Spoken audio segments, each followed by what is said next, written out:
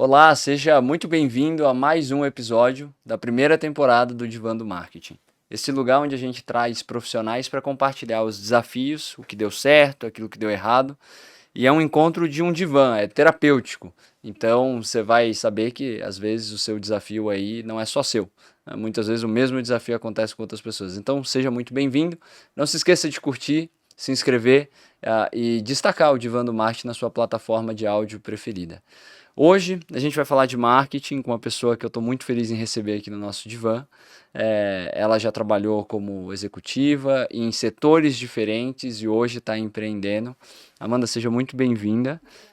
E eu quero começar te perguntando, para você ficar à vontade no nosso divã, o que te traz para o divã? Compartilha para gente o que te traz para o divã do marketing. O milagre do marketing, né? A gente vive uma era que todo mundo quer um resultado de uma hora para outra. E tudo isso está nas costas do marketing, né? Sempre o marketing resolve todos os problemas, produto ruim, atendimento ruim, marca ruim.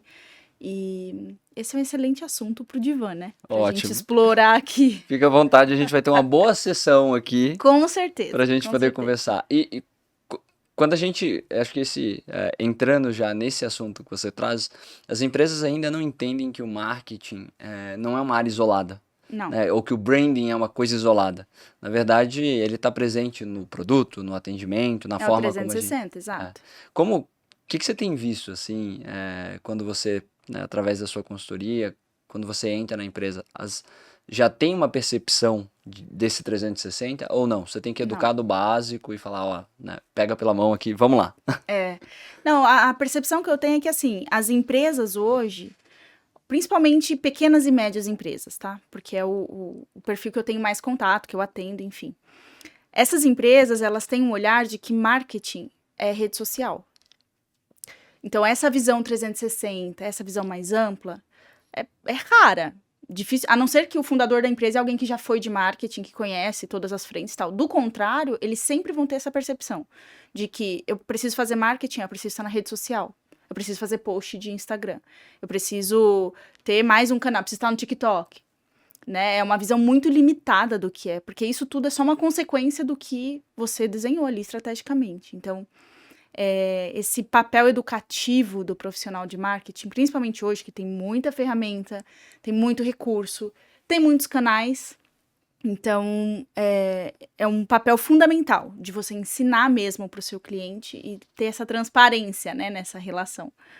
E me conta assim, na sua trajetória, o que foi um dos maiores desafios que você já teve, seja de marca ou de marketing, que você já teve que lidar, assim? Conta pra gente. Gestão de marca de empresa familiar. Nossa, que tópico, hein? É assim, quando você trabalha em uma multinacional, né? Na minha carreira eu tive esse parâmetro de comparação. Eu trabalhei numa empresa que era B2B total, assim, era uma siderúrgica, foi onde eu comecei minha carreira, fiquei lá por quase 6 anos. Tive a chance, inclusive, de morar fora do Brasil por essa empresa, voltei pro Brasil. E quando você tem uma marca mais macro, que tem presença global, que já tem padrões estabelecidos, que já tem um posicionamento muito claro, que já sabe como lidar com o público, é uma coisa. Quando você vai para uma marca familiar, que embora seja grande, né? Eu trabalhei em uma que era grande, tem um contexto de opiniões diversas, posicionamentos que são diferentes da gestão. Se tiver mais de um herdeiro, então, aí que complica um pouquinho. O envolvimento nas operações, o envolvimento no dia a dia, tudo isso é um desafio. É um desafio porque, ao mesmo tempo que você tem que olhar para o mercado, para a concorrência, para o consumidor, você tem que fazer essa gestão interna, né, do que é o marketing, trazer novos olhares, e tem que falar isso de uma forma não ofensiva, porque não é a intenção, né? Você precisa mostrar para a pessoa que ela precisa evoluir em alguns aspectos e isso não desmerece o que foi feito até o momento. Ao mesmo tempo que você tem um monte de outras coisas para acompanhar e até você conseguir validar isso é um processo bastante, às vezes cansativo, às vezes desafiador, às vezes difícil mesmo de desenvolver. Mas eu acho que de todas as experiências que eu tive no B2B, que eu comentei, que é na siderúrgica, no agro, que é um segmento muito específico que eu trabalhei com nutrição animal, e depois em telecom, Foi gestão de marca familiar. E é interessante porque o time de marketing acaba tendo dois trabalhos, né? Às vezes a gente tem que educar o mercado, Sim, mas às vezes a gente tem que educar dentro da empresa, com né? certeza. Que é bem esse contexto. E um outro assunto que eu achei muito interessante que você trouxe e dá pra gente falar é essa pluralidade de canais Sim. e de ferramentas. Que você, na sua trajetória, como que você olha para as ferramentas de marketing? A gente tem esse conceito de MarTech, né, que são as Uhum. tecnologias especializadas. Eu tenho um ponto de vista, eu queria te apresentar e ouvir sua opinião. Tecnologias de marketing estão muito focadas da porta para fora. Então você tem diversos canais, você tem diversas formas de atingir o seu cliente, de levar a mensagem. Mas da porta para dentro, eu vejo um time de marketing meio abandonado pela tecnologia, tendo que se virar com algumas ferramentas que são assim genéricas, né? Tipo, você pode fazer uma gestão de projeto de tecnologia ou gestão de projeto de marketing. E essas ferramentas acabam não atendendo às especificidades. Nessa jornada que você trilhou, como que foi em relação à tecnologia? Você acha que a gente está abastecido? O time de marketing tem tecnologia suficiente da porta para dentro ou não? Conta pra gente um pouco e passa aí um pouco de melhores práticas do que você viu, porque eu imagino que você já pegou alguns processos e algumas ferramentas. É. Eu entendo que assim, eu concordo bastante com o que você disse. Acho que quando pensa no consumidor, existe essa pluralidade, né? Muita ferramenta, muita opção. Mas quando a gente fala do time de marketing, a gente sempre tem um desafio que é uma ferramenta para cada coisa. E aí você precisa fazer gestão de várias contas, você precisa treinar equipes em várias ferramentas, você precisa tirar de uma ferramenta, bota em outra ferramenta. Você precisa, essa parte operacional, extremamente operacional, toma tempo, que é o que a gente hoje tem menos, né? Se for pensar bem. E é um desafio porque, assim, às vezes a gente até vê em vagas, assim, especialista nessa ferramenta. Ou nessa coisa. Cara, é muito difícil você achar uma pessoa que conheça de todas. Sim, E aí você acaba limitando, você vai precisar investir mais quando essa pessoa entra, quando, né, você acaba perdendo com isso. Então eu tô bem alinhada, assim, com a tua visão, né, de que da porta pra fora, tá ótimo, a gente tem muitos recursos e ainda vão surgir muitos mais, principalmente com IA, com tudo que tá vindo. Da porta pra dentro, a gente tem esse desafio de gestão de ferramentas. Um é para CRM, outra, acho que poucas são as que conseguem englobar ali e que para pequenas e médias empresas elas não são acessíveis, tipo um exato. Salesforce da vida, por Sim, exemplo. sim. Né, o Salesforce é excelente, tem várias camadas, tem várias frentes de trabalho, mas você acaba que vai colocar numa pequena empresa, o cara não tem dinheiro nem para fazer lá, entendeu? Você Exato. paga por login, você paga por conta usuário e fica aquele negócio caríssimo, e aí não é acessível, não é viável. Sim. Então, esse desafio eu entendo que precisa ainda ser uma barreira superada aí dentro do marketing. E fazer com que essas ferramentas ajudem o time de marketing, né? E não dar Simplificar, trabalho. Exato. Que legal. simplificar o processo. Bem, se você está assistindo, não se esqueça de se inscrever, curtir e marcar o Divan na sua plataforma de áudio preferida. Bem, tem aqui um ponto muito interessante, que é, uma vez que você está no Divan, fica à vontade, conta pra gente o que você não aguenta mais no mercado. Um clichê, um mito, o que você não aguenta mais ouvir. Eu acho que o conteúdo é rei. Boa. Todo mundo fala isso com bastante propriedade, fala que você tem que investir em conteúdo, tem que ser bom em conteúdo, mas nem tudo que é bom, assim, a gente vê muito conteúdo ruim viralizando. Muito conteúdo ruim atinge muito mais gente do que conteúdo que é propriamente dito bom, né? E tem um porém, assim, até é um dado que o Neil Patel fala muito, né, que é o pai do marketing digital, que ele fala, por dia, eles fizeram uma pesquisa, um acompanhamento, e por dia são gerados na internet mais de 4 bilhões de conteúdos, Uau. em diversos formatos. Então, quando você fala que o conteúdo é rei, e você para avaliar esse número, você fica assim, é impossível. Não tem condição de qualquer conteúdo se destacar, porque é muita coisa. É por dia esse número. Em 2 dias é mais que a população do planeta. Entendeu? Então, quando a gente fala de... Hoje, pra mim, assim, pra mim é um mito que o conteúdo é rei, e pra mim é uma realidade que não é óbvia pra todo mundo, que o contexto é rei. Então, você aproveitar do conteúdo, aproveitar da oportunidade, claro que alinhado com a sua marca, isso vai te trazer muito mais propriedade, autoridade, visibilidade, do que propriamente você fazer um conteúdo só porque você acha que vai ser bom. A gente Tem que ser estratégico, tem que ser uma visão mais estratégica. E eu acho que sobre esse tema, as marcas muitas vezes elas querem participar da conversa. Isso acaba demandando um trabalho, às vezes um fluxo de aprovação, ter que fazer algo ali que estava não planejado, só para conseguir estar ali, e às vezes isso não contribui, né? Não agrega um atributo de marca que você está construindo. Não. Você só quer estar ali e. Para participar da trend. Exato, né? E não faz sentido. E um outro dado que eu acho muito interessante é.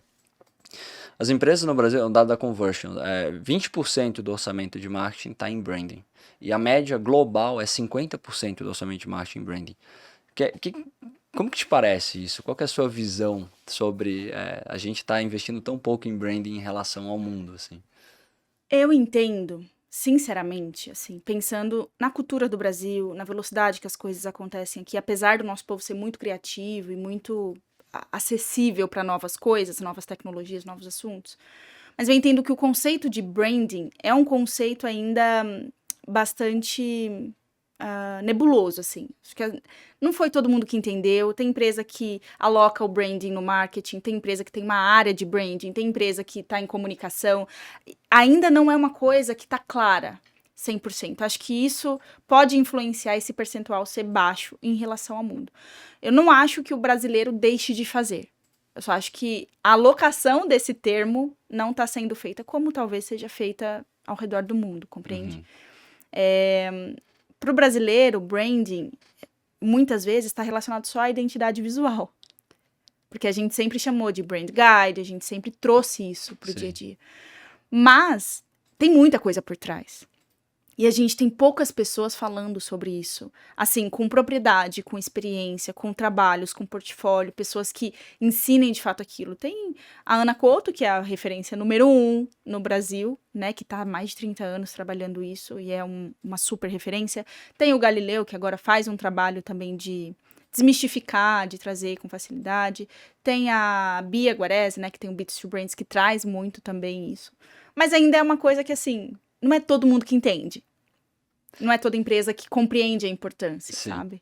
Então, eu entendo que esse percentual se deve a isso. É um momento de despertar do mercado, né? Ainda muito recente. É um conceito muito recente, exato. E trazer para a nossa realidade. Eu gostei muito, né? Que você falou, né? O mito, o conteúdo é rei, né? A verdade, o contexto é rei. E a mesma coisa que você acaba de trazer aqui no que você fala de branding, né? A gente precisa entender o contexto do Brasil e como é que é o branding para o brasileiro. A gente vive num mercado mais incerto, a gente tem fatores econômicos que impactam as empresas, diferentes de grandes países, que esses fatores acabam não impactando tanto. Então você não tem uma pressão de fundo de funil, que no Brasil a gente tem. Resultado no curto prazo. Lá fora, não. Você tem mais previsibilidade, tudo bem. Você fazer um investimento em branding em 5 anos e você entender isso. Aqui a gente sabe que a nossa meta muda trimestre a trimestre. Não consegue seguir um planejamento. Eu achei isso muito interessante. O branding, ele é mais... É uma coisa a longo prazo, né? As pessoas não entendem isso. E só a gente parar para pensar nas grandes marcas que a gente tem essa percepção de que o branding é bem feito, ou que foi feito um trabalho de construção, e que isso é um processo que leva tempo, né? É o que as pessoas não entendem, que leva tempo para esse processo, leva tempo para as coisas acontecerem, né? Eu até vinha comentando no caminho que o McDonald's fez uma ação, se eu não me engano, foi na Holanda, eu sei que foi na Europa, mas eles colocaram um totem vermelho só. E essa ação, o totem soltava o cheiro da batata frita. Então, todo mundo que passava sabia que aquele cheiro era do McDonald's. Despertava o desejo por comer batata frita e tal. E eles nem tinham logo, era vermelho, assim, não tinha nada. Era como se fosse o pacote mesmo, né, da batata. E aí, você para pra pensar, né, quanto tempo demorou para que isso fosse construído?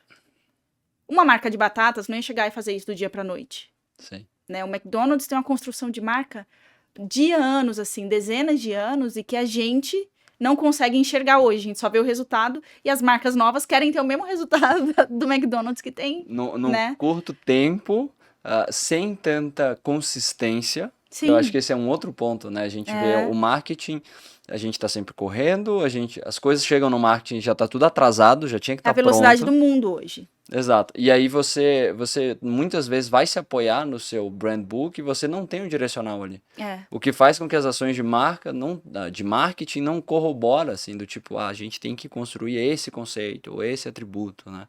E o McDonald's está fazendo isso Há há muitos anos e anos. anos, Várias né? marcas, né? A gente tem Red Bull fazendo isso também. Você vê as asas, você não precisa Exato, da latinha ali pra você saber. A Tiffany, por exemplo, você vê a caixinha sem logo nenhum, só pela cor você sabe que é. exato. O McDonald's tem um case muito legal também, que em uma cidade dos Estados Unidos, eles tiveram que mudar o logo, mudar a cor do logo, por conta das regras de comunicação visual da cidade. Isso não teve impacto negativo nenhum, porque todo mundo conhece o M, e eles tiveram que colocar numa cor X lá, que eu não lembro agora. Mas assim, não teve nenhum ruído. Porque o elemento M é muito conhecido Uhum, e todo mundo já sabe que naquele contexto, na cidade, aquilo exato. é uma regra. Mas se fosse uma marca nova, já era. Já seria uma Sim. outra marca, né? Não Exatamente. fazeria, É não outra faria essa marca. associação, né? Exatamente. Então, essa propriedade que se constrói leva tempo, né? É anos que se precisa para ter essa autoridade. De falar assim, eu posso fazer isso que não vai comprometer a minha visibilidade, não vai comprometer o meu histórico, não vai comprometer, enfim, o Exato. entendimento do meu público sobre isso, né? E nessa linha de orçamento, também tem um outro dado interessante que 74% dos times, das empresas, querem aumentar o orçamento em marketing, de 2024 para 2025. Esse é um ponto positivo, né? O marketing vai ter mais dinheiro. Mas você acha que a gente está conseguindo aplicar bem? O marketing está ganhando essa grana extra, mas a gente está conseguindo, né, ter um bom ROI, ter um bom retorno sobre isso? Ou não? O que que você acha? Eu acho que assim, aproveitar que eu tô no divã, Fica à vontade. vou Fica à mandar vontade. a real. Eu acho que uma coisa muito nítida, que a gente tem que separar, principalmente no corporativo. A questão é quanto que aumenta o orçamento e quanto de fato usa. Porque, igual você falou, a velocidade é muito grande, a gente faz revisões trimestrais, ou por quarter, por exemplo. O que a gente previu lá no começo do ano, quando chegou no meio do ano, já está cortado. Porque mudou tudo, mudou estratégia, surgiu uma outra coisa. E aí, o que você prevê não necessariamente é o que você gasta, né? Sim, Esse é um outro mito que para mim, assim, todo mundo fala, vai aumentar o orçamento de marketing, vai aumentar o orçamento de marketing. Mas vai aumentar o orçamento para quê? Vai manter esse orçamento o ano inteiro ou vai chegar depois de 3 meses e isso vai ser cortado? Não vai ser utilizado? Ou você que só quer dar esperança, é, né, pra tua equipe. Ou você viu uma oportunidade no mercado, mas de repente isso já passou por causa da velocidade que as coisas acontecem e não vai isso. precisar mais desse dinheiro. Porque todo mundo sabe que, assim, o primeiro orçamento que se corta numa época de instabilidade é o de marketing. Todo mundo sabe disso, Ah, né? Então, esse aumento do orçamento é positivo? É. Tomara que as pessoas de marketing executivos possam utilizar. Acho que esse é o exato. principal ponto. Não Uma coisa é seja. estar no papel, né? É aquela É. velha história, o PowerPoint aceita tudo. Não, Então, e também fazer um bom uso, né? Um uso com responsabilidade, isso que você trouxe com objetivo, assim, não, a gente tem um objetivo, porque daqui a pouco a gente tá, vamos fazer mais do mesmo, ou seja, vamos gastar esse dinheiro pra gente fazer mais conteúdo. Será que é necessário? Às vezes não, né? Às vezes é melhor a gente até dar esse dinheiro pra outra área, porque exato. não é aí que tá o Essa retorno. responsabilidade, né? É. Precisa existir, de fato. E eu acho que na sua trajetória, até eu queria trazer um ponto aqui muito interessante que é digital on e off, né? E como que a gente pode usar essas cartas do baralho do marketing, assim, quando a gente vai fazer uma campanha. E pela sua trajetória, como você passou por diferentes cases, né? Vendas B2B, depois você foi para agro, enfim, Uhum. multinacional, empresa familiar, eu imagino que você trabalhou com diferentes jornadas de compra. Bem Co- diferente. como que você traz para a mesa em relação a on e off, nesse conceito de mito, eu não aguento mais isso, ou não, isso aqui é uma tendência que eu acho que o pessoal não está olhando. Eu entendo que isso pode variar bastante, oscilar bastante, dependendo do mercado que tá. Porque, por exemplo, no B2B, na indústria, é óbvio que você tem que ter uma presença digital, mas você não tem que estar envolvido na trend, você não tem. Não tem que, mas pode estar, entendeu? Uhum. São cenários diferentes. Mas, assim, dependendo do mercado que você tá, tem coisas que são obrigatórias, são extremamente necessárias, e tem coisas que você pode deixar passar. No B2B, na siderurgia, sim, eu vendia aço. não tá tangível pro consumidor final. É um negócio muito escondidinho, muito...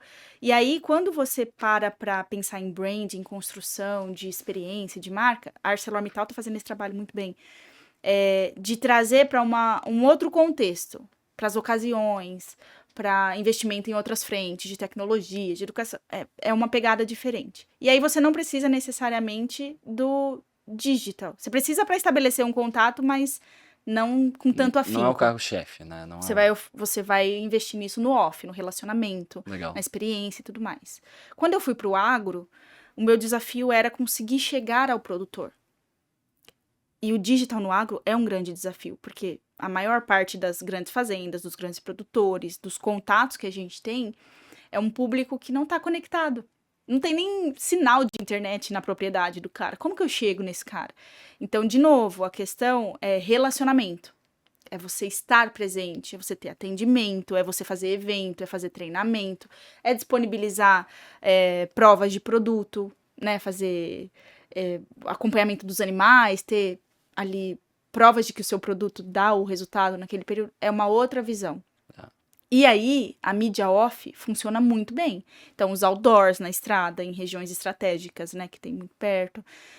Eventos funciona muito bem. O evento é muito forte no agro, né? Muito forte. E muito forte não só os grandes eventos, mas os regionais, as cooperativas, as associações de produtores. Tem muita iniciativa nesse sentido. Quando eu fui para a Telecom, era uma empresa que tinha produtos conectados. Então, eu preciso investir nisso. Eu preciso investir em aplicativo, eu preciso investir em redes sociais, eu preciso investir em influencer, né? A gente teve um influencer que a gente contratou para uma demanda que era um menininho, o José Marcos, que inclusive ele é muito famoso, tem milhões hoje, na época ele tinha menos de 1 milhão. Mas assim, o vídeo dele em um dia bateu mais de 1 milhão de views.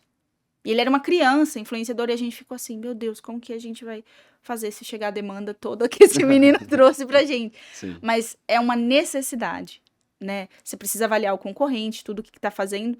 E também as outras empresas que atuam no mesmo mercado, né? Que não necessariamente são concorrentes. Mas vai variar muito isso de acordo com o mercado de atuação. Né? Essa necessidade e obrigatoriedade. E um negócio que eu achei muito interessante, no início da conversa a gente estava falando sobre o marketing 360, né? Dele permear as outras áreas da empresa. Sim. Quando você citou o agro, por exemplo, você vai estar muito próximo do seu produto, né? Fazer uma amostra, quando a gente fala no digital, isso acaba sendo self-service, você entra, cria sua conta, Sim. usa, acaba sendo até mais descartável. Mas quando você está falando no agro, de você deixar o produto, é uma venda mais técnica, isso é muito interessante, técnica. Porque te força a ter um marketing 360. Aí é um lado positivo pra gente do marketing, porque daí a gente não fica escanteado, né? A gente pode dar pitaco, pode falar de embalagem, de diferentes campanhas, enfim, né? Super. O agro é um segmento, assim, que eu me apaixonei. E que trouxe pra mim uma visão de marketing que antes eu não tinha. Pelo mercado que eu atuava, óbvio. E é interessante que, assim, para eles, até pelo público, pela tradição, pela faixa etária e tudo mais, são uns caras que gostam muito de relacionamento. Não adianta você fazer para mim um aplicativo, um monte de coisa conectada, um monte de coisa. Eu não quero usar isso, eu quero o teu atendimento na minha fazenda, sabe? Na minha produção. Essa valorização de uma cultura, porque o agro em si é muito familiar, né? Então... no Brasil inteiro, se for de norte a sul, uma coisa é você falar assim, compra esse produto por causa disso. Outra coisa é você falar assim, eu quero evidenciar o que você vende pra ponta. O cara é um produtor, um pecuarista, por exemplo. Então você vai fazer um vídeo da fazenda dele, tudo, ele morre de orgulho daquilo. Massageia o ego dele, Sim. entendeu? Por quê? Porque é a história da família, porque aquilo tá há 3, 4, 5 gerações, porque, enfim, são motivadores diferentes, incentivos diferentes pra mesma coisa. Exato. E aí tem um negócio muito interessante, né? Que você tá falando, que é você colocar o seu cliente como protagonista, né? Porque nada melhor, a gente sabe que o bom e velho boca a boca funciona super. É o que mais funciona, na verdade. E aí você tem o desafio do marketing, como que eu gero esse que é o melhor marketing, que é o boca a boca, estando distante do meu produto ou estando distante do meu suporte, por exemplo, que são os pontos de contato com o cliente que você pode gerar, né? Você deu um atendimento, eu acho que até o próprio Nubank foi um case, né? Quando você tinha o cachorro comeu o cartão, e aí as pessoas mandavam Bem no começo, né? bem no começo. E aí aquilo ali viralizava de uma forma orgânica, você superava a expectativa daquele atendimento, você estava ganhando marca ali, você estava fazendo marketing e despertando esse boca a boca, né? Eu acho que você falou uma palavra que é a chave do sucesso de qualquer campanha hoje: orgânico. Se o teu consumidor perceber que aquilo é pago, que aquilo não vai, você não vai funcionar. Pode ser que tenha um resultado ali, o resultado aqui, mas vai ser a coisa muito pontual. Quando isso viraliza no orgânico, é outra realidade. Uhum. Porque é gente normal falando. As pessoas gostam de escutar gente real, gente que parece, gente que tem a mesma rotina, o mesmo dia a dia. Não é para menos que tem um movimento crescendo, que é o GC agora, né? Que assim, a pessoa se identifica com aquele contexto da outra pessoa. Sim. É isso que faz a diferença. Todas as campanhas que funcionam muito bem no orgânico, elas tendem a levar o resultado da empresa, a rentabilidade, né? O resultado da empresa muito mais rápido para cima e, ao mesmo tempo, conquistar mais fãs para a marca. Não é uma coisa pontual. Sim. Porque a pessoa olha aquilo e ela fala assim, nossa, ela me entende. Né? Isso foi feito para mim mesmo, sabe? Não é uma coisa de outra realidade, não é um influencer rico que tá fazendo uma propaganda, né? Esses dias mesmo eu vi um comercial de uma marca bem famosa, não vou citar nomes para não ter polêmica aqui, porque é uma crítica. Mas era assim, tinha um ator da Globo fazendo campanha para aquela marca. E eu fiquei pensando, desde quando esse cara... Quem olha para esse cara vai falar que ele usa isso? Nunca. Não tinha essa conexão. Zero conexão. Tipo assim, é o fulano, ele tá em outra realidade, o cara tem grana, o cara é famoso. Você acha que ele vai usar essa marca? Será que as pessoas olham... Será que a marca acredita mesmo que as pessoas olham e falam assim, nossa, eu sou igual a ele, eu vou usar essa marca também? Sim. Não olha.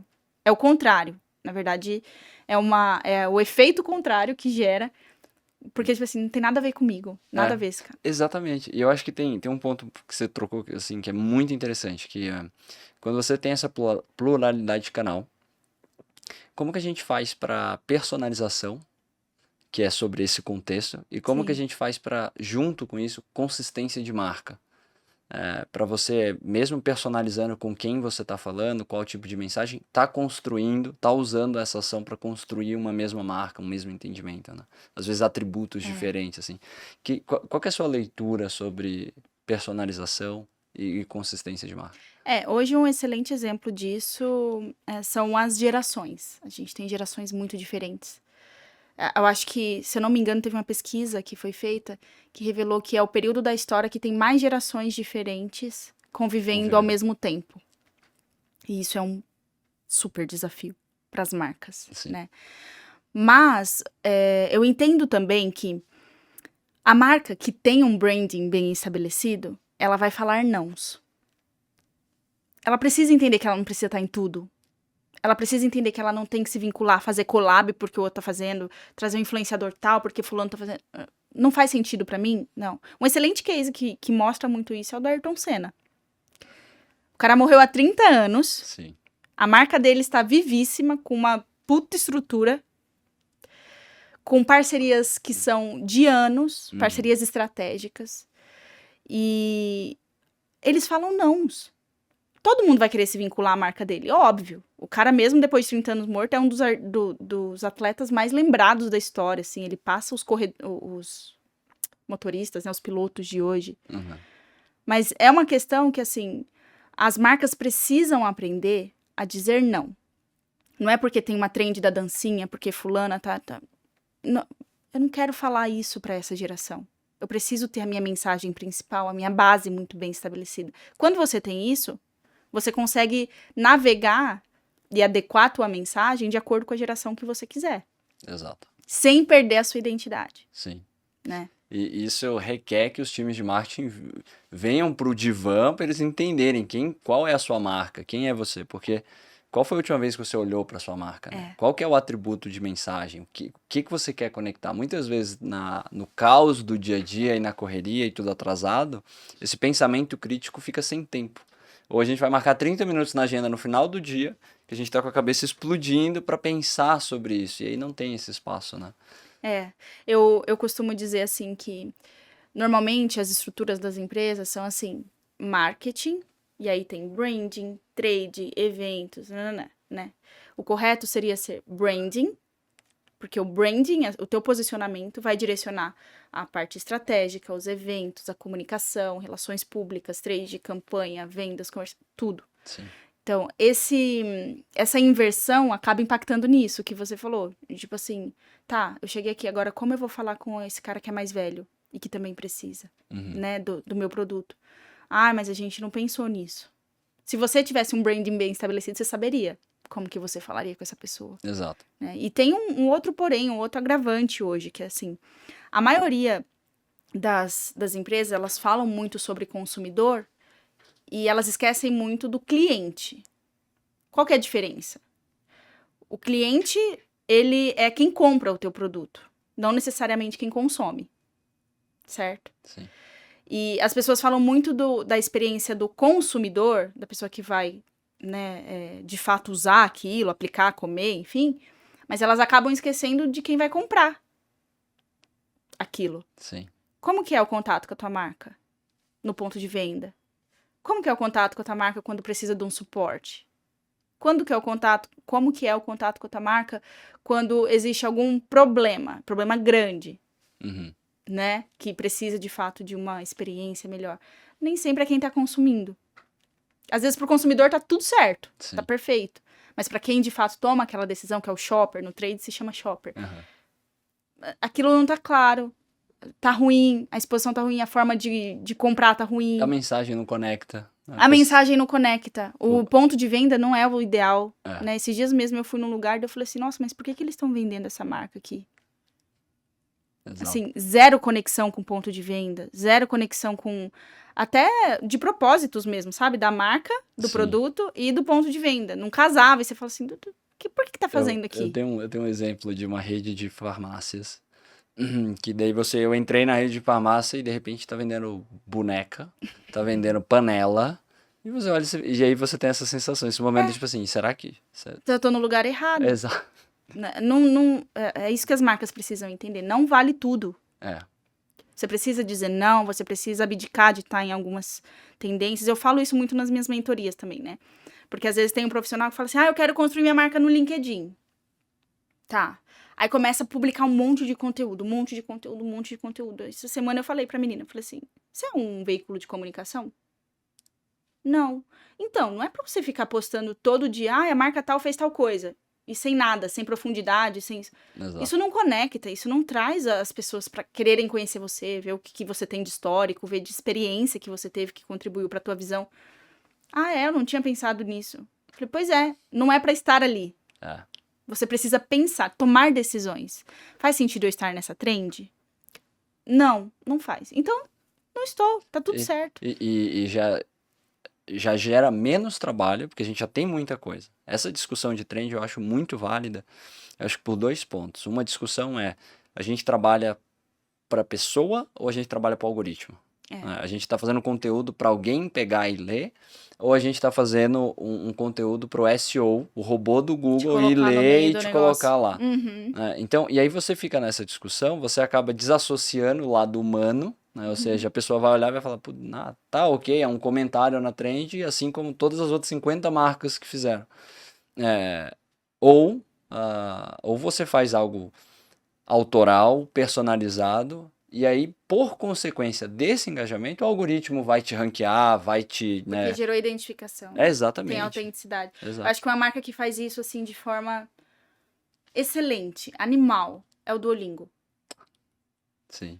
Assim, até ele comentar da cadeirada do Datena, faz sentido, porque é autêntico dele. Todo mundo sabe que o perfil do Duolingo é assim. Exato. Né? Ele, na verdade, assim, ele nem comentou da cadeirada, ele só colocou cadeira em vários idiomas no post dele lá, porque é o contexto dele.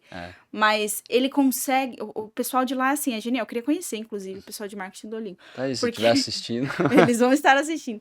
Mas é uma questão que, assim, eles conseguem colocar a marca de forma muito autêntica nas discussões. Quem bate o olho sabe que ele tá falando de cadeira por causa do que aconteceu.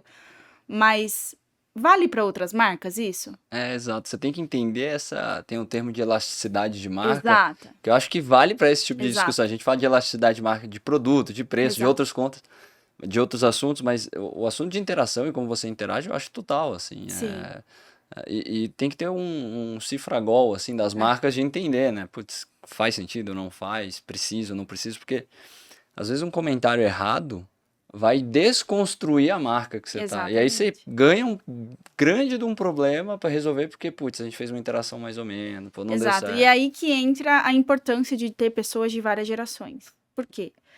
Se você pegar um social media que é mais novo, que é um cara antenado, que tá nas trends e tudo, é óbvio que ele vai querer enfiar a tua marca lá. Ah, Ele vai querer, porque pra ele é resultado, pro trabalho dele, enfim. Agora, se você tem uma pessoa que é um pouco mais velha, que tem essa maturidade, que tem tudo, ela fala assim: olha, não, aqui não vai fazer sentido pra gente. Aqui não tá alinhado com o nosso branding. Que não é resultado a qualquer custo, entendeu? uhum, Precisa ter esse equilíbrio, esse balanceamento mesmo, do que faz legal. sentido e do que não faz. Você que está acompanhando, não esqueça de curtir, se inscrever no canal e marcar ali o Divã do Marketing na sua plataforma de áudio preferida.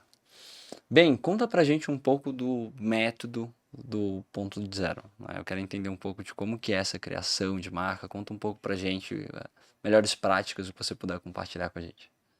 Legal. Do ponto zero é uma consultoria, na verdade. Eu não tenho designers, não é uma agência, né? Eu pego esse negócio, chega pra mim e fala: Amanda, eu quero ter um negócio assim. Então eu vou buscar a pessoa que vai te auxiliar, e vou direcionar, né? Porque muitas vezes a pessoa não conhece termo, não sabe de nada. Então eu pego essa pessoa e direciono ela para quem é a melhor pessoa de estratégia de produto e a gente faz esse acompanhamento junto. Eu direciono ela para a parte de identidade, para a parte de social, tudo isso. Eu tenho parceiros que trabalham comigo nesse sentido. E esse conceito é assim, baseado numa metodologia de vamos estressar o começo. A gente precisa ter a base muito bem definida. Uhum. Porque sem essa base, é igual a gente estava falando. Se você não tem um posicionamento muito claro, se dá 3 anos, você quer mudar completamente o negócio. Dá 1 ano, você já não quer mais aquilo do jeito que tá. Porque não foi entendido. Então, a gente estressa bem essa fase de identificação, de maturação, de desenho de formato de negócio, né? De formato comercial, de formato de distribuição, de formato de produto, enfim. Se vai ser distribuição, se vai ser revenda direta, se vai ser loja própria, se não vai ser. E aí, a partir disso, a gente vai para as outras etapas, que são as consequências, vamos dizer assim. Então, enquanto isso, para mim, né, que é a forma de trabalho que eu entendo, fizer sentido, eu prefiro gastar mais tempo no começo e depois as coisas fluírem com mais facilidade do que eu ter que mudar tudo depois, porque vai exigir, né, tempo, dinheiro e energia. Uhum, exatamente. E consome. Consome muito. Eu tenho cases, assim, de clientes que, assim, Amanda, eu preciso de ajuda para fazer tal coisa no negócio. Tá, vamos desenhar. Deu 1 ano, a pessoa me procurou de novo para a mesma coisa, para o mesmo negócio. Sim. Não ficou claro para aquela pessoa o que ela queria. E tem outro ponto também, né? As pessoas precisam entender, acho que o meu papel é até de fazer um monte de perguntas para quem tá começando, para quem tá estabelecendo uma marca pessoal, enfim, pra pessoa desistir no começo. Não gasta dinheiro com isso. Sabe? Tem gente que não tem perfil empreendedor. E tá tudo bem. Uns nasceram para ser CLT mesmo, para ter uma vida fixa, outros para empreender. Tá tudo certo. Acho que essa pressão por empreender, principalmente na época da pandemia, trouxe para as pessoas uma visão de que eu preciso fazer isso a qualquer custo para provar que eu dou certo. Para provar que eu posso viver de outra forma. Ou às vezes tá com raiva porque a empresa mandou embora na pandemia, né? Aconteceu muito isso. Uhum. Pegou todo o acerto, eu quero colocar meu dinheiro nisso. Não. Não faz sentido. Você já avaliou? Tem mercado? De onde você tirou essa ideia? A pessoa nem parou pra pensar na hora da emoção. Sim. E aí todas as decisões posteriores são, né? E tem muito romantismo, né? Eu gosto muito de falar. Você entra no Instagram, você coloca empreendedorismo, é carros de luxo, viagem, avião. Ostentação. Meu Deus, Tem como eu bastante. não sou um empreendedor. E a realidade é um pouco diferente. Exatamente. Não vai muito nisso. Então, assim, as pessoas têm que. Eu gosto muito de ser transparente sobre o tema de empreendedorismo justamente por isso, porque te vendem uma coisa, Ah, sim. mas isso, você, de fato, você alcança esse sucesso. Uhum. Mas Mas você leva vai, tempo. você vai apanhar muito. Você vai apanhar muito, Você exato. precisa ter altos e baixos e aprender a lidar com isso, de fato, não é para todo mundo. Não é. Conta pra gente como é que foi sua transição de líder multinacional para empreendedora. Legal. Eu empreendo há mais de um ano já, desde o começo da pandemia. Na verdade, eu já tive uma livraria, eu sempre dei mentorias, sempre dei consultoria de marketing, mesmo trabalhando CLT. Tá. Eu sempre fiz isso em paralelo. E aí, no ano passado, foi um ano, assim, da última empresa que eu tava, foi um ano bastante desafiador, de muita correria. E era um ano, assim, que eu tava planejando meu casamento, que eu tava em reforma, e eu tava, falei, cara, eu preciso dar um tempo pra eu reorganizar a minha vida, sabe? Quando você precisa mesmo respirar, olhar com calma para aquilo, ver se faz sentido, ver o que não faz. Porque a minha carreira inteira, os 14 anos no corporativo, aliás, 13 anos no corporativo, foram emendando, sabe? Sem tempo de Sem pensar, respiro, assim. sem tempo de pensar, você entra meio que no automático para aquilo, né? Sim. E assim, eu amo o que eu faço, eu não me imagino fazendo outra coisa, mas ao mesmo tempo, tem uma hora que você precisa, antes que estoure de vez, né? E aí, na última empresa que eu tava, eu acabei aprendendo muito, muito mesmo sobre consumidor, porque era bem mais B2C do que as outras que eu tinha trabalhado. E eu falei, cara, agora eu já tenho conhecimento B2B, o B2F, que é o Business to Farm, que a gente chama no agro, e tenho o B2C. Então, agora eu vou rever o que eu quero pra mim. Legal. Né? Tanto que eu recebi proposta de emprego em áreas que eu falei, cara, assim, não gasta tempo comigo no processo. Ah, foi indicação. Foi, mas não gasta tempo comigo, porque eu não quero trabalhar nesse segmento. Depois desse tempo, assim, pra mim ficou bastante claro o que eu queria e o que eu não queria. E aí, nisso, a do ponto zero, né, a consultoria já tava indo, todo mundo viu que eu tinha saído da empresa, as pessoas começaram a falar, você me ajuda nesse projeto? Você faz tal coisa assim? Eu falei, beleza, vou fazendo, né, era uma coisa que eu precisava de mais tempo pela fase de vida pessoal que eu tava. E eu fui tocando. Chegou uma hora que eu falei, essa semana, inclusive, fez um ano que eu tô empreendendo 100% do tempo. 4 Legal. anos que eu empreendo, mas 100% do tempo é um ano. E eu falei assim, nossa, agora é mais difícil eu me imaginar num CLT de novo, por exemplo. Assim, Deu uma virada de chave. deu uma virada de chave. Sim. Não recuso nenhuma proposta. Assim, se for algo muito bom, que seja, vamos conversar. Mas a questão é esse conhecimento de vários negócios, esse networking, essa exposição a vários mercados, que é muito legal. Principalmente para quem é de marketing, precisa de bagagem, precisa de criatividade, precisa de referência, né? É algo que, às vezes, em um lugar só, você não consegue construir. E foi esse o principal ponto que me fez, assim, falar, não, vou ficar aqui. Legal. Não é confortável, porque você tá fora da sua zona de conforto completamente, né? Total.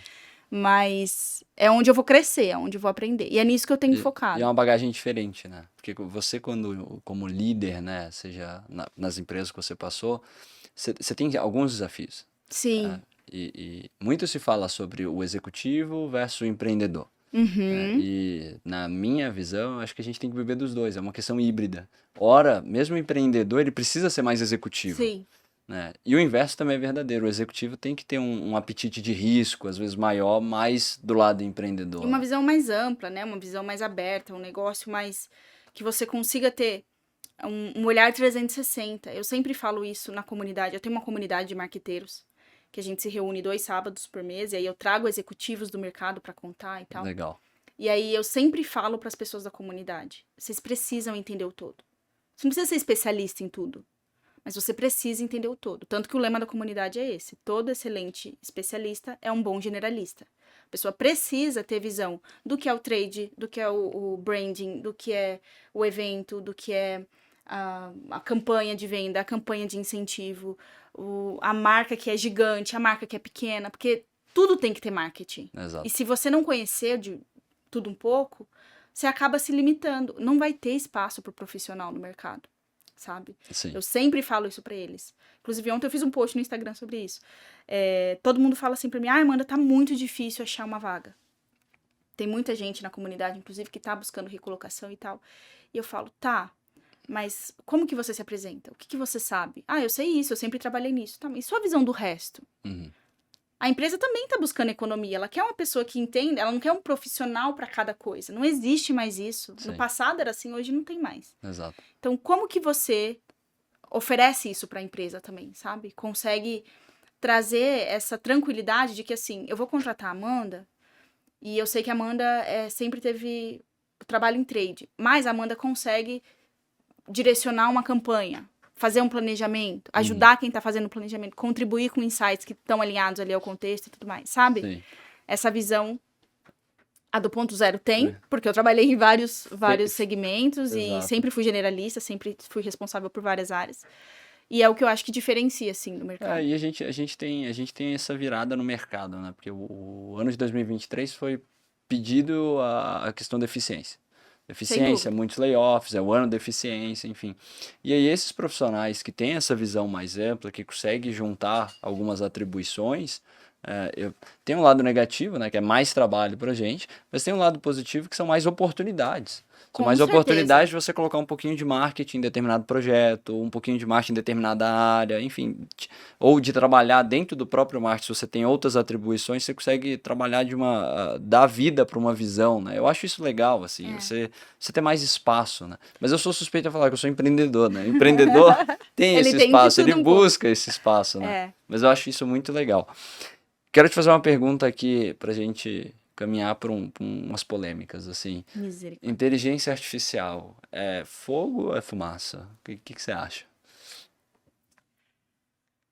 Eu acho que... Eu ainda estou, assim, amadurecendo. No agro a gente diria ruminando. A gente... eu ainda amadureço alguns conceitos, algumas aplicações, alguns conteúdos que eu consumo, porque quando tudo tá no hype, quando tá quente o assunto, todo mundo tende a ir pro lado positivo da coisa. E de fato, vai incrementar, vai trazer eficiência, principalmente para marketing, isso vai ser excelente, né? Em termos de negócio como um todo. Agora, o meu receio mais é no que isso vai ser usado para o mal do que para o bem, sabe? Profissionalmente vai ser para o bem. Eu entendo que no marketing vai ser um agregador, vai ser algo que vai potencializar, sabe, a atuação. Agora, se a gente parar para pensar, a gente até discutiu isso na comunidade certa vez. Quem que são as pessoas que estão desenvolvendo isso? São pessoas que, muitas vezes, a maioria dos desenvolvedores, a gente sabe o perfil deles. É um cara que tá num quarto, que ele é introspectivo, que ele tem uma visão social bem apartada do que tá acontecendo mesmo no mundo. E ele é o cara que tá programando isso, que tá desenvolvendo isso. Então, como que isso... Inclusive, essa foi uma das discussões no SXSW, né, desse ano, que acontece lá nos Estados Unidos. Então, como que isso tende a moldar a sociedade, não os negócios. Negócios vai potencializar, vai trazer eficiência. Agora, quando a gente fala de comportamento social, é aí que me pega mais, assim, sabe? Talvez não seja tão a favor assim. É interessante É essa polêmico. visão. Não, polêmico. É polêmico. Mas eu gosto muito dessa linha que você trouxe, dessa discussão do SXSW, que é a gente não esquecer o aspecto humano. Eu acho que até a tecnologia, a visão que eu tenho, que eu trabalho lá na Deskify, é que ela deve complementar, ela deve potencializar. Mas ela nunca deve buscar substituir o humano. Porque a nossa capacidade como humano de criar, de imaginar, é uma capacidade não linear, né? E a inteligência artificial, ela tem linearidade. Ela tem uma forma de pensar. Nós não. Às vezes, a gente está fazendo uma sessão de brainstorming no marketing, a gente vai lembrar uma frase que a gente ouviu ali, com um negócio que aconteceu na nossa família no almoço de domingo, tava tomando banho, tive uma outra ideia. Então, é uma forma diferente de pensar. E eu acho que isso que nos torna humano, que nos torna seres tão interessantes assim. E no marketing a gente consegue trazer isso. Sim. Se a gente começa a pegar e colocar robô no marketing só para ficar, de novo, abastecendo algoritmo e só ideias, isso deu certo, aí você fica só copiando, você tira esse aspecto de criatividade, e aí o que a gente vai ter de marketing? Eu acho que você pegou num ponto bem interessante, que é a inteligência artificial, ela vai conseguir trazer bastante conteúdo, mas ela não traz conteúdo com emoção. Bem pontuado. Isso é uma coisa que o ser humano tem. A ligação, a conexão. Eu tava discutindo ontem com uma amiga, porque ela tá abrindo um negócio, e ela falou, nossa, eu joguei aqui um briefing no chat GPT, E assim, só veio nome que não tem nada a ver. E eu detalhei, eu coloquei. Só veio. Eu falei assim, então, mas você precisa pensar muito além disso. Isso, o ChatGPT não vai fazer. Ele não tem suas referências, ele não tem o teu histórico de vida, a tua jornada, a jornada das pessoas que vão comprar. Isso ainda não está na plataforma. Pode ser que mais pra frente ele se alimente disso de alguma forma. Mas ainda assim, essa rapidez pra fazer essas conexões de emoção, né? Exato. Não de dado, de informação. Isso é uma coisa que o ser humano tem. E são coisas não estruturadas, né? Exato. Esse é o ponto. Então, eles vão conseguir, né? O GPT, ele vai conseguir trabalhar com coisas estruturadas, né? Que esteja certinho, separado em linhas, que ele possa ler, que ele possa assistir. Mas quando a gente fala do nós, humanos, é o nosso inconsciente toda hora pegando referências, né? O time de marketing trabalha com muita questão de referência, né? Muito, muito. Visual, Não, o Duolingo jamais faria o post da cadeira se tivesse no... se tivesse na IA. né? Ele não ia Exatamente. entender. E, Precisa ser uma sacada muito rápida e tem envolvimento com emoção, exato. com o cômico, com o lado... Cômico assim, né, gente? Assim, não que a situação foi cômica, mas Até certa a linha. a repercussão disso, o jeito que foi tratado, com humor e tal, Sim. tanto de meme que surgiu, É. cara, a inteligência artificial ficaria Não- boiando, assim, É. no que a gente tem hoje, né? Eu não sou especialista no tema, não... Sim, e tá evoluindo muito rápido, né? Muito. Mas eu acho que eu gosto desse aspecto de emoção e das formas que os humanos se conectam, da nossa capacidade de contar histórias que a gente tem, que é algo desde dos primórdios dos seres Sim. humanos a gente tem, né? E o marketing é sobre fazer promessas, né? A gente tá sempre, toda marca tá fazendo uma promessa para alguém, né? Então acho que tem muito esses aspectos que, na minha visão, o IA vem, ajuda, tem muita coisa operacional do tipo preencher briefing, do tipo aonde que tá a minha logo, tem muita coisa boba que, graças a Deus, agora tem uma IA para fazer isso e ajudar Sim. a gente, né? Quem sabe assim a gente consegue ser um marketing mais estratégico e menos operacional. né? Exatamente. Exatamente. O que você tem visto de tendência? Conta pra gente assim, putz, tendência do marketing, coisa que você tá achando legal, uma aposta que você tá fazendo. Acho que isso aqui vai ser muito bacana. Foco na experiência. Cada vez mais as marcas vão optar por trazer essa conexão emocional. Não é mais sobre produto. Eu preciso ver alguém. Eu preciso viver alguma coisa que me marque. Eu preciso... E não é sobre experiência de compra que eu tô dizendo. É experiência com a marca. É experiência, assim... Igual a Corona fez uma ação assim nas Olimpíadas.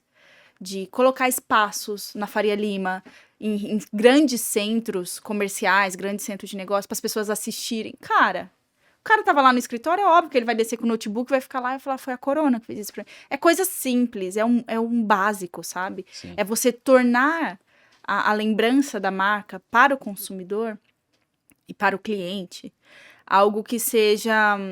assim, nossa, ele me ajudou em algum momento. Que seja emocional mesmo, sentimental, sabe? Então, essa questão da experiência, eu acho que vai crescer muito, com certeza. Acredito muito nessa frente. E a gente vê, né, as marcas fazendo isso. O TikTok, pensando no digital, é uma ferramenta, uma plataforma. Eu conheço superficialmente, assim, tenho pesquisado, tenho aprendido aos poucos, mas entendo que as marcas que começarem a surfar a onda do TikTok, agora, elas vão se beneficiar disso, assim, anos-luz à frente das que não, sabe? Entendi. A gente vê vários movimentos acontecendo. Teve um recente que eu fiz até um post no LinkedIn sobre isso, que era do BookTok, acho que era isso, a hashtag, ou algo assim. Que foi um movimento, assim, que mexeu com o mercado literário brasileiro. As pessoas passaram a ler mais e comprar mais livros por causa disso. Sabe? O mercado de cosméticos. Cara, o TikTok assim, se você não tá, você tá errado. Sim. Entendeu? Você vai numa loja da Sephora agora, tem as prateleiras que são produtos de destaque do TikTok. Olha só. Como que as marcas vão trabalhar isso? Exato. Né? Você vai numa livraria, tem aquela que é super famosa nos Estados Unidos, que tem um monte de lojas, que é por todo o país, que ela tem uma prateleira dedicada aos livros que estão em destaque no TikTok. E aí a gente vê aqui a relevância de quando a marca sabe trabalhar um canal Tem que saber trabalhar. E assim, com profundidade. não só a marca, o canal, o varejo precisa Isso. trabalhar isso. Isso. sabe? Explorar todas as frentes que isso tem. Eu fui na livraria Leitura recentemente, eles também já estão nesse caminho de destaques do TikTok, ou você viu no TikTok, você vê aqui. Essa comunicação, assim, para facilitar. Você facilita a experiência do cara de compra ali, Uhum. você apresenta para ele, assim, eu mesma, eu não entro no TikTok todo dia. Mas a primeira coisa que eu fiz foi, deixa eu ver o que estão falando no TikTok. E eu fui lá ver o título. Sim. Isso é uma oportunidade para o varejo, é uma oportunidade para as editoras, é uma oportunidade para os autores, Exato. entendeu? Você envolve toda uma cadeia em um movimento simples. Sim. É um post que viralizou e todo mundo começou a usar a hashtag e de repente bombou e são milhões E foi. e foi. Exato. E quem tá nos assistindo, vai ter a oportunidade de escutar de ti agora uma pergunta que eu acho muito legal, que é: quais métricas a gente tem que olhar no marketing? Então, a gente tem muito essa pegada de dados, né? Tem que ter dados. A gente sabe a relevância que isso tem, mas a gente falou aqui do aspecto humano, que também não dá só para ficar seguindo o número. Sim. Mas você trabalhou com diferentes jornadas, eu quero voltar nesse ponto, porque eu acho que você tem uma bagagem muito legal para compartilhar. O que você diria de métricas, assim, de uma forma prática? Eu olharia isso, aquilo, enfim, o que na sua carreira fez sentido em relação a métricas? Baseado nessa na resposta da última pergunta, né, que eu falei offline a experiência e online TikTok, de tendência, eu diria que eu acompanharia duas principais métricas, que seria o share of mind, né, o quanto você ocupa na cabeça do seu consumidor. Imagina que no mercado que tem competitividade acelerada, todos os dias surgem novas startups, novas soluções, novos produtos, novas empresas, novas marcas. Você saber o tanto que você ocupa na cabeça do seu consumidor ou do seu público ideal, pode te facilitar muito nesse trabalho de experiência, de construir experiência e de aumentar o share, né? De aumentar a tua exposição, enfim, o quanto as pessoas lembram de você. E pensando no digital, sellout, venda, né? De forma bem simplista, tá? Assim, share of mind e sellout. Ótimo. São duas coisas que te envolve, obviamente, né? Mais recursos, você vai ter que ter gente especializada olhando para aquilo, né? Para menos que o tanto de vaga de analista de marketing de experiência tá bombando aí, você vê no LinkedIn, em todos os lugares. E a mesma coisa para vagas de marketing que são mais ligadas ao comercial, ao trade. Né? Não é só o e-commerce hoje que precisa ter uma visão mais ampla. Todo mundo precisa olhar para isso. E aí, esse número, esse KPI, né, de venda, e aí pode ter vários aí dentro, né? Te ajuda a saber o quanto o que está acontecendo fora está conectado ao que está acontecendo dentro. Exato. E não deixar o marketing preso em métricas que são o início da jornada. Exato. Daqui a pouco a gente está falando de impressão, daqui a pouco a gente está falando de curtidas, seguidores. Então a gente está conseguindo trabalhar awareness, tá? Mas esse awareness tá levando para a próxima etapa. Claro que a próxima etapa não vai ser uma compra, mas tá levando para, né, educação, enfim, fidelidade, né, disponibilidade mental, enfim. Exato. Isso é muito interessante. É super. E assim, tem uma questão que às vezes a pessoa fala assim, nossa, eu tenho pouco seguidor. Mas isso não é sinônimo. Quem tem muito seguidor não é sinônimo de que tá vendendo um monte. Às vezes a marca é só famosa, às vezes a marca tem um embaixador que a pessoa se identifica, ela vai lá pra ver o que o cara tá fazendo. Existem muitos fatores, tem muitas variáveis. Então, não pode ficar preso exatamente a isso, sabe? Antigamente era assim, né? Você tem muito seguidor, você é uma marca grande. Exato. Óbvio que é uma boa coisa pra acompanhar, mas não deve ser o principal. Exato. E aí você vê, né, a tendência de micro-influenciadores, né, que tem uma taxa de conversão muito maior porque é personalizado, conversa, engaja. E você tem sua audiência ali que tem conexão. Exato. Vamos fazer um briefing de encerramento, algumas perguntinhas rápidas. Vamos. Uma tendência, TikTok. um desafio. O processo. Aceitar o processo do marketing.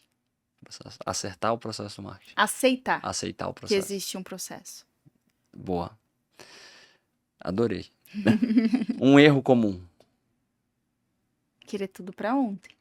Tudo atrasado, né? Tudo atrasado. Uma ferramenta ou tecnologia que seja indispensável. Edição de vídeo. Edição de vídeo.